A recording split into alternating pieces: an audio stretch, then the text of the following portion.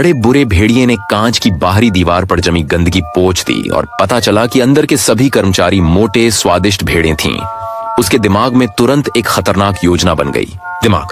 पहले उसने खुद को एक सौम्य कुत्ते के रूप में छुपाया, फिर एक नकली रिज्यूमे का इस्तेमाल करके सीधे भेड़ों की कंपनी में नौकरी के लिए आवेदन किया। कुत्ते के मालिक ने भेड़िए को अपना साथी समझकर उसे बिना ज्यादा सोचे समझे ही नौकरी पर रख लिया। पहले दिन कई भेड़ सहयोगी बड़े को देखकर डर के मारे कांप उठे। बुरे भेड़िए ने कोई ध्यान नहीं दिया और चुपचाप अपनी कार्यस्थल में बैठ गया। उसने सबसे पहले अपने योजना के लिए आवश्यक उपकरण दराज में छुपा दिए। तभी एक सहकर्मी दस्तावेजों का ढेर उसे प्रोसेस के लिए ले आया, लेकिन उन पर नजर डालने के बजाय बुरे भेड़िए ने ऊपर भेड़ पकड़ने की अपनी योजना बनाना शुरू कर दिया। जल्दी ही लंच का समय आ पहुंचा और एक समझदार सहकर्मी ने उसे खाने के लिए आमंत्रित किया। बड़े बुरे भेड़िए ने जल्दी से अपनी पूरी की हुई योजना को जमीन पर फेंक दिया और कंपनी के ब्रेक रूम की ओर चल पड़ा। एक भेड़ सहयोगी ने उसके लिए कुत्ते के भोजन का एक कैन डाला। अपनी पहचान उजागर होने से बचने के लिए बड़े बुरा भेड़िया अपने घृणा के बावजूद एक निवाला निकल गया। उसे आश्चर्य हुआ कि कुत्ते का खाना उसे पसंद आ गया और उसने जल्दी से एक बड़ा कटोरा खत्म कर दिया। इसके बाद उसे कुत्ते के खाने से प्यार हो गया और उसकी भेड़ पकड़ने की योजना एक स्थायी कर्मचारी बनने की योजना में बदल गई। एक स्थायी पद हासिल करने के लिए वह लगातार अपने भेड़ सहयोगियों से काम पर सलाह लेता रहा मामलों में।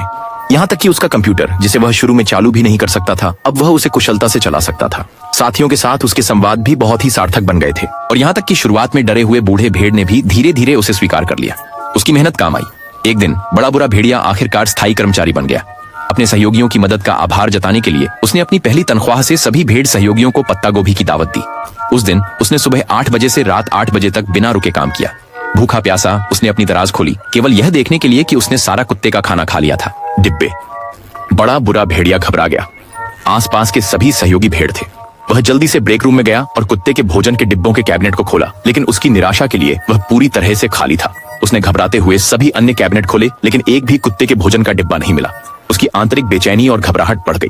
उस समय पास में एक भेड़ सहकर्मी एक गोरमेट पत्रिका पलट रहा था। स्टेक की तस्वीरों ने पहले से ही भूखे बड़े बुरे भेड़िए को और भी ज्यादा भूखा। अचानक भुने हुए पूरे भेड़ के मांस की सुगंध हवा में तैर गई। देखा कि एक छोटे भेड़ की पिछली तरफ को रेडिएटर द्वारा टेपनेयाकी की तरह भुना गया था। तैलीय भेड़ की पिछली तरफ देखते ही बड़ा बुरा भेड़िया, डरते हुए कि वह खुद को रोक नहीं पाएगा, जल्दी से ब्रेक रूम से बाहर भागा और थोड़ा भेड़ जिसने कैन लाने आए उससे बाल बचा। सभी को सुरक्षित रखने और अपनी नौकरी बनाए रखने के लिए बड़ा बुरा भेड़िया नीचे जाकर खरीदारी करने के लिए लिफ्ट लेने का फैसला किया। दोपहर का भोजन। हालांकि जैसे ही लिफ्ट के दरवाजे बंद हुए, अचानक बहुत सारे छोटे भेड़ें अंदर घुस गईं। जब लिफ्ट फिर से खुली, यह एक तबाही का दृश्य बन गया था और इस प्रकार बड़े बुरे भेड़िए ने कुत्ते के रूप में अपनी नौकरी खो दी और केवल अपनी पुरानी आदतों पर लौट सका। हालांकि जब उसने अगली मंजिल के कांच की गंदगी साफ की तो उसने एक कार्यालय देखा जहां हर जगह पंख उड़ रहे थे और इस प्रकार उसकी मन में एक नया शातिर षड्यंत्र आकार लेने लगा।